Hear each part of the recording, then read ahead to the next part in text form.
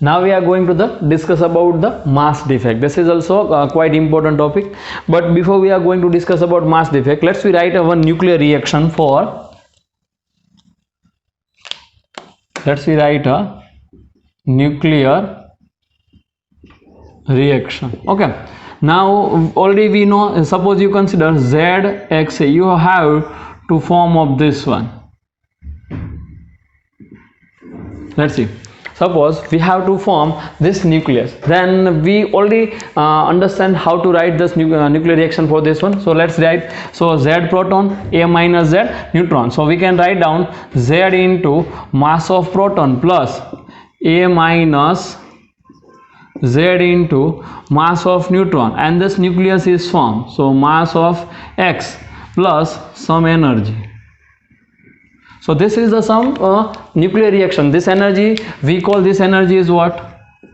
This is the binding energy, and we discussed about it in last session. Okay. Now if you are going to this one, then this mass plus this mass means total Z proton and A minus Z neutrons are just combined together and form this nucleus. Some energy will be released as we discussed earlier. Okay. Now from where this energy is coming? This is the topic. Okay, so this energy is coming from the mass, and this is happening because of this mass defect. And practically this is observed that this total mass of nucleus is less than the total mass of this. So we can write down here the mass of nucleus is less than total mass of this. So Z into mass of proton plus A minus Z into mass of neutron. This is practically found. Okay, so here due to this mass difference, here some mass is different. So due to mass difference, energy will be released, and this mass difference is called a mass defect. So we can write down the mass defect simply. Mass defect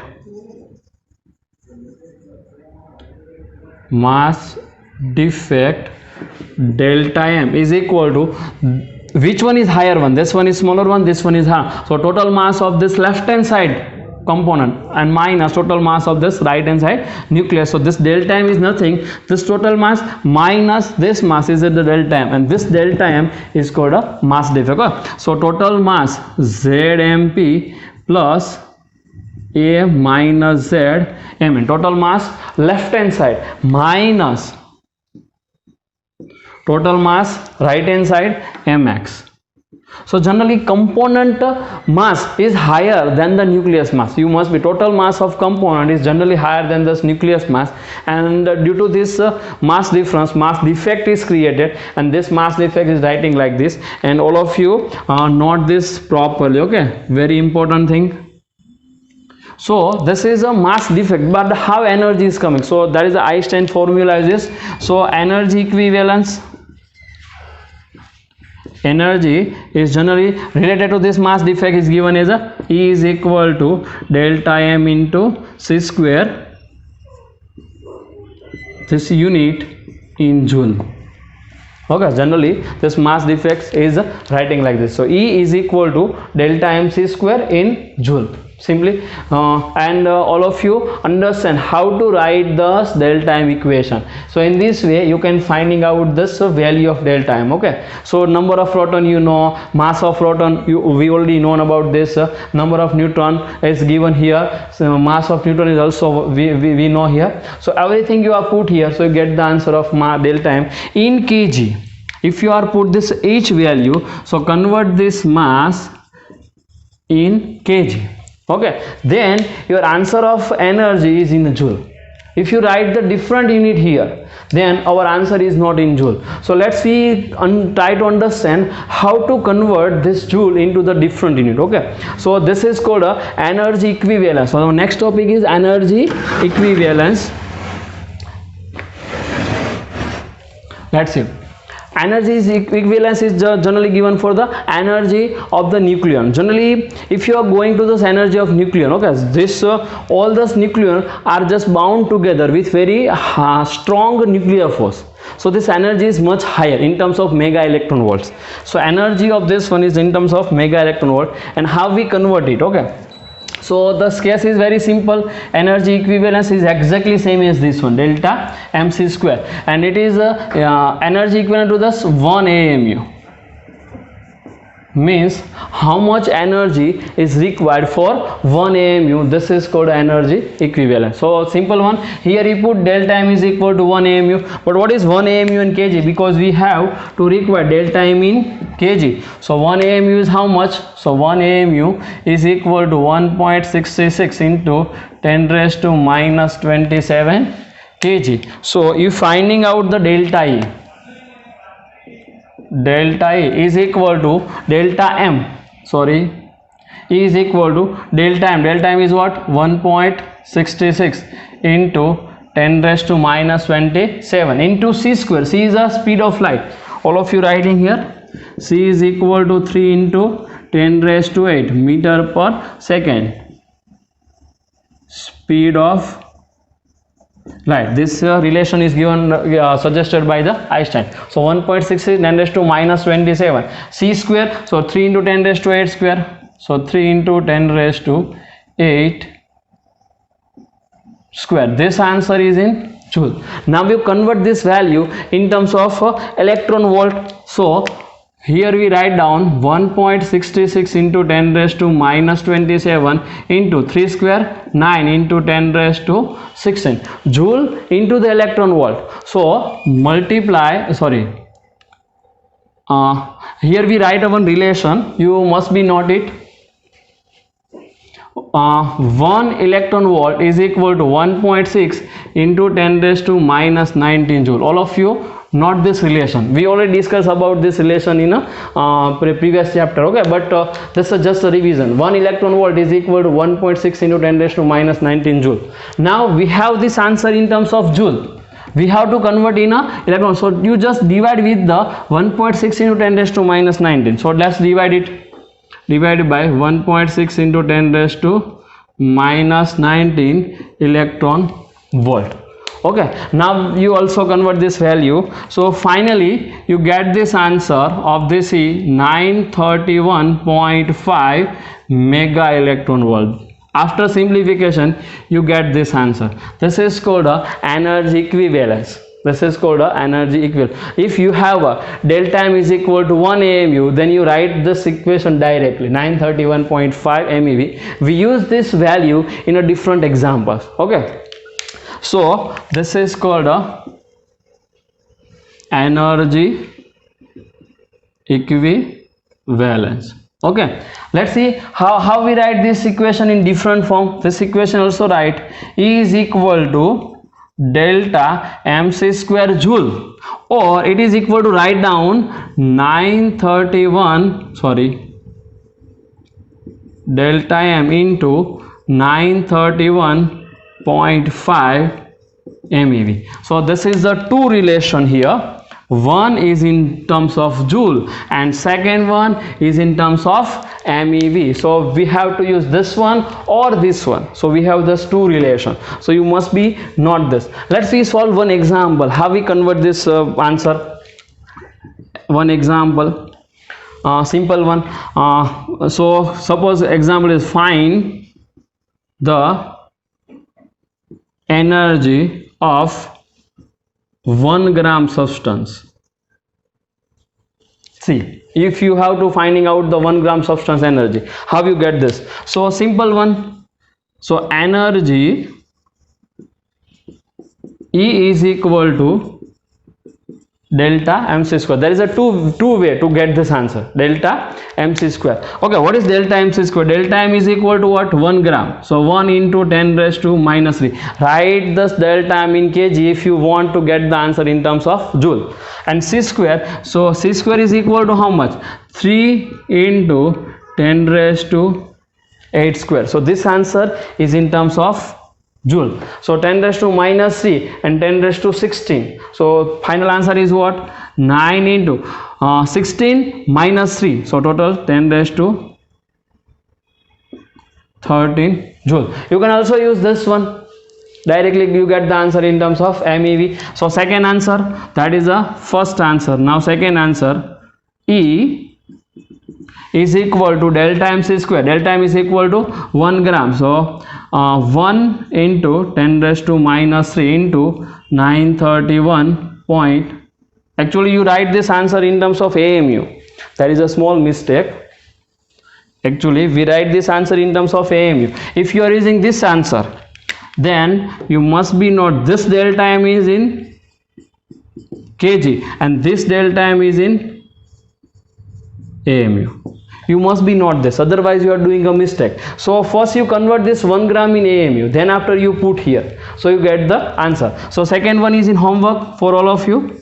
Okay, you just try to solve this example by yourself. So E is equal to delta m into 931.5 MeV, but this delta m is in terms of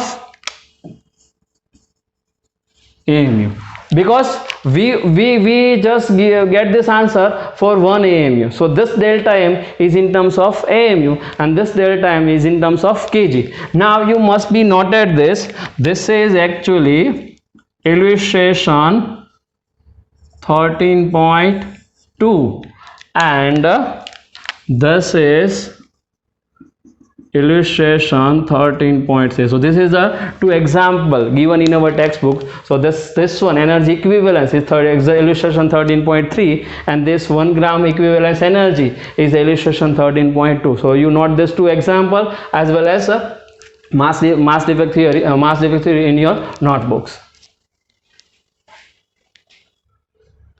Now we are going to discuss about the binding energy per nucleon. This is also a quite important topic and number of theoretical question is also asking from this one. Okay.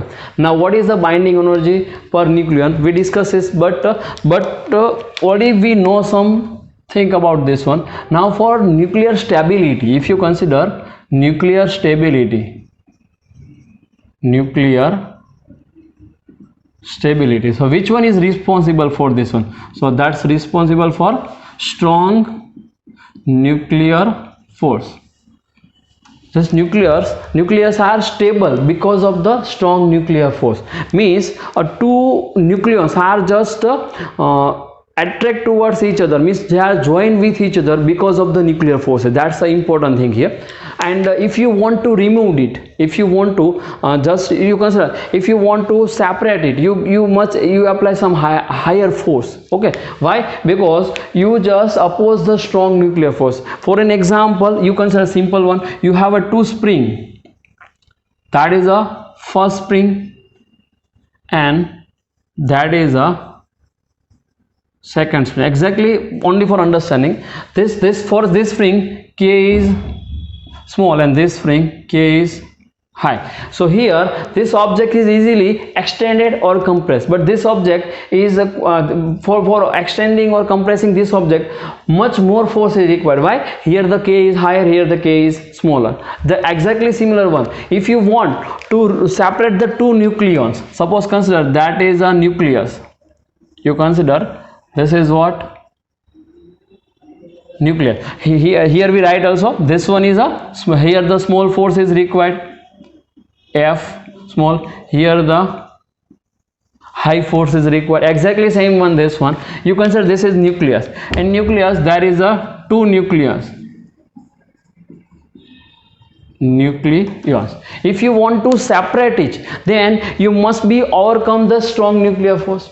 You must be overcome the strong nuclear force. So this both are joined, this both are stable because of this force. So you must be F external is required to be high. Why? It's bound together with the strong nuclear force, and when this both are bounding, you apply the very high force, then this both are becomes separate. So what is the binding energy per nucleon? So if you want to remove one nucleon, from this nucleus, if so energy required to remove one nucleon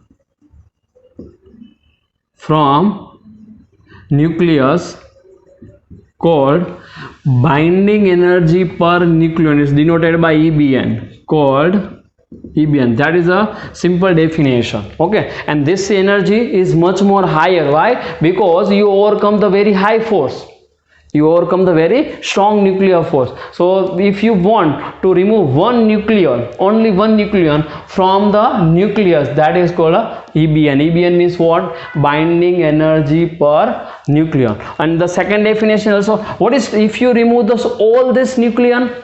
Suppose here total 10 nucleons are present. If you remove the 10 nucleon, what we call it is? We call it is binding energy. We already discussed in our last session. So total energy required for this all this nucleon is how much? That's called a binding energy. So how many nucleons are present here? Suppose A, then we call it is the another definition. You must be noted another definition of EBN. So EBN, simple one, total energy upon total number of nucleon. EBN is equal to total binding energy upon total number of nucleon. So what is EBN? So EBN is equal to, what is total binding energy? It is denoted by EB. And what is total number of nucleon? It is generally denoted by capital A. So this is the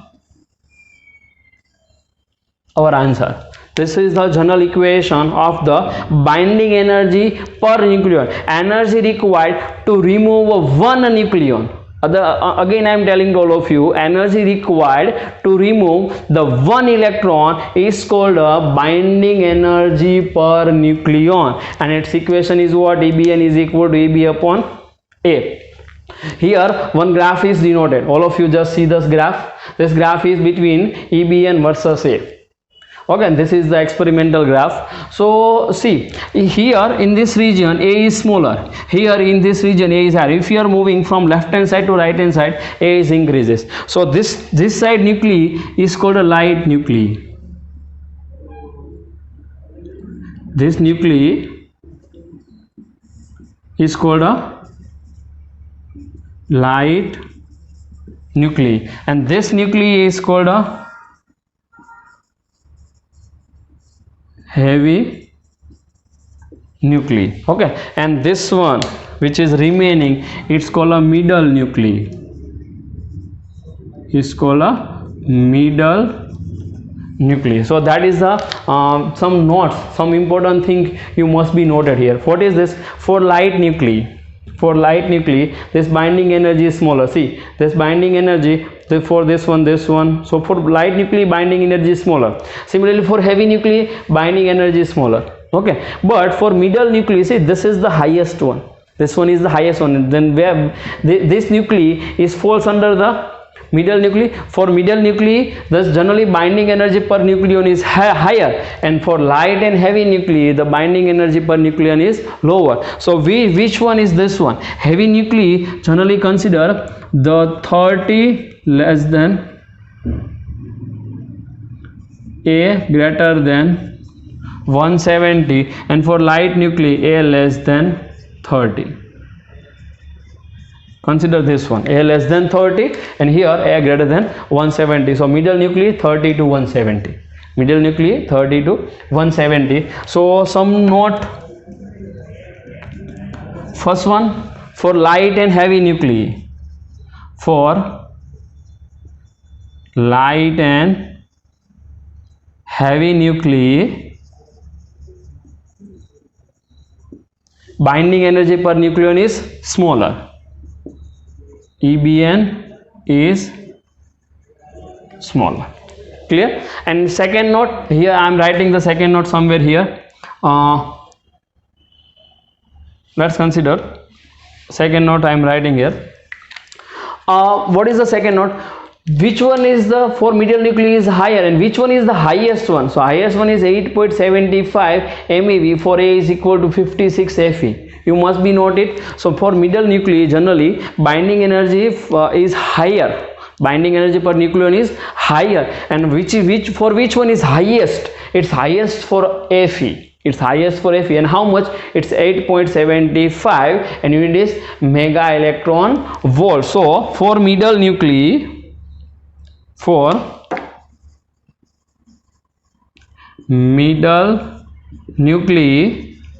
EBN high. So we call it is this one is highest. This one is highest. For which one is highest? It's for A is equal to 56 Fe. And one another thing you must be noted here. See, within this region, see here there is a large change in binding energy. See, there is a vast change in binding energy. But if you see this one, only this region, there is actually change. See, there is change in binding energy, but not large one. It's a smaller change. See, this change is what? Smaller one. So for very heavy nuclei, this binding energy is almost constant. You must be note this. All of you guys must be note this. For heavy nuclei, EBN is almost constant. This is some conclusion of this graph. Okay, here the EBN is almost constant. Why? Actually almost constant. It's not exactly constant. Okay, there is a small change. Why this is constant? We discussed later on. Okay, but you consider this is the EBN is almost constant. So this is the basic thing about this binding energy per nucleon. Okay, now let's come to this some conclusion of this graph. Okay, so for this graph, first conclusion is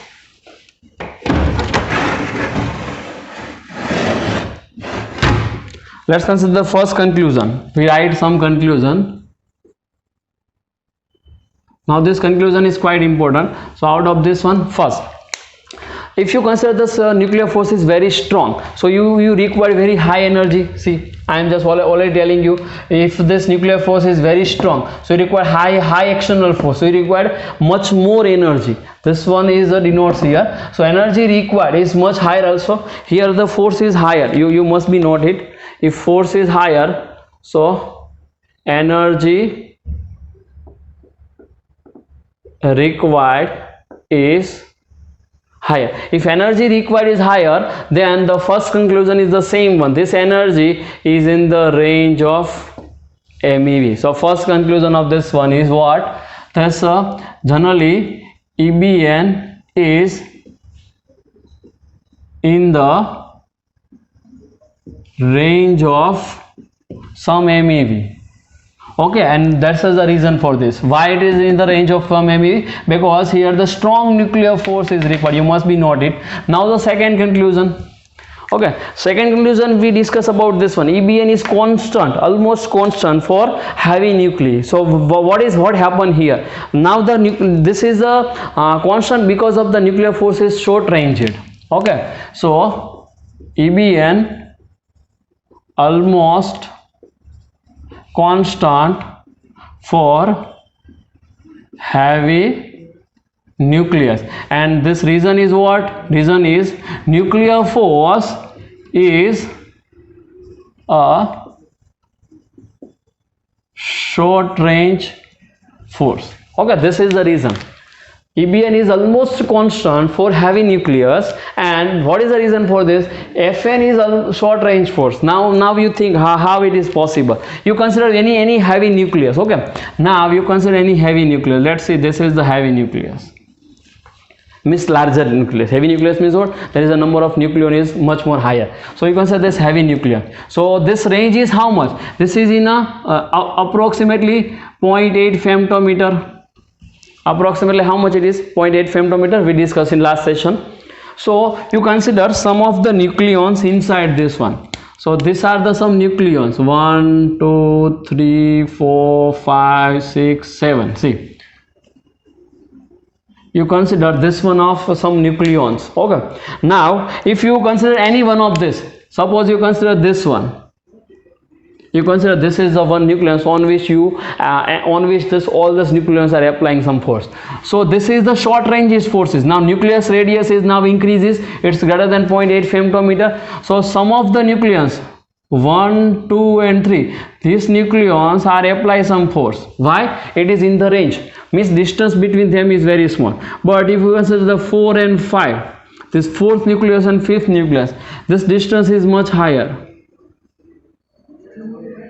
So for this both one, R is higher, and for this one, R is smaller. So for these three nucleons, this force is applied, but this one, fourth and fifth, does not create any effect here. Okay, so this is not responsible for binding energy. The only within this circle, whatever the nucleons are present, it is responsible for the binding energy. Okay, so for everyone, similarly, you can draw the same circle for this one also. Now the same circle I am drawing here. So some of the nucleons which are present within this region is responsible for this binding energy. So we can say that if you increase the number of nucleons in heavy nucleus, then there is no any change of energy. Why? This new added nucleon does not create any effect on the already present over there. Okay, so we can say that here, for this one, for any nucleus, EBN is almost constant. This is reason. Okay, now you added any nucleon here. If we are added any nucleon here, so it's arranged at the surface. If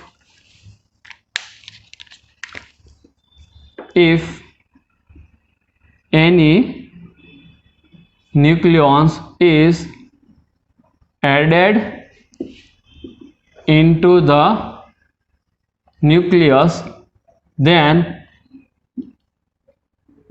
it is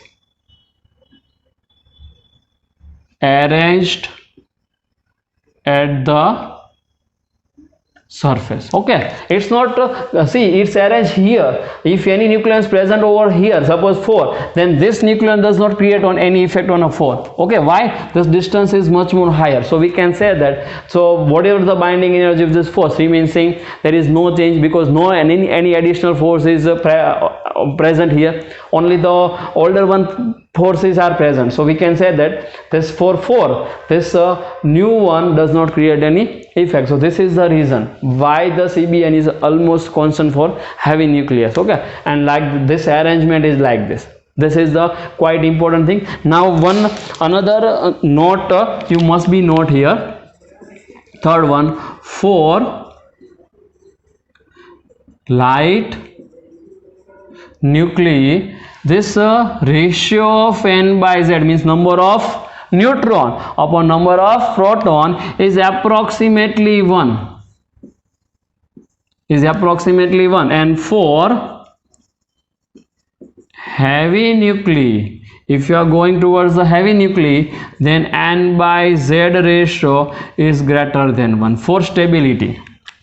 This is why this is happening, for stability of nucleus. Okay, now you consider the helium, 2He4, 2 proton, 2 neutron. You consider the beryllium, 4Be8, 4 proton, 4 neutron. Means almost this both are same for light nuclei. If you are going to the heavy nuclei, suppose example of this heavy nuclei is which one?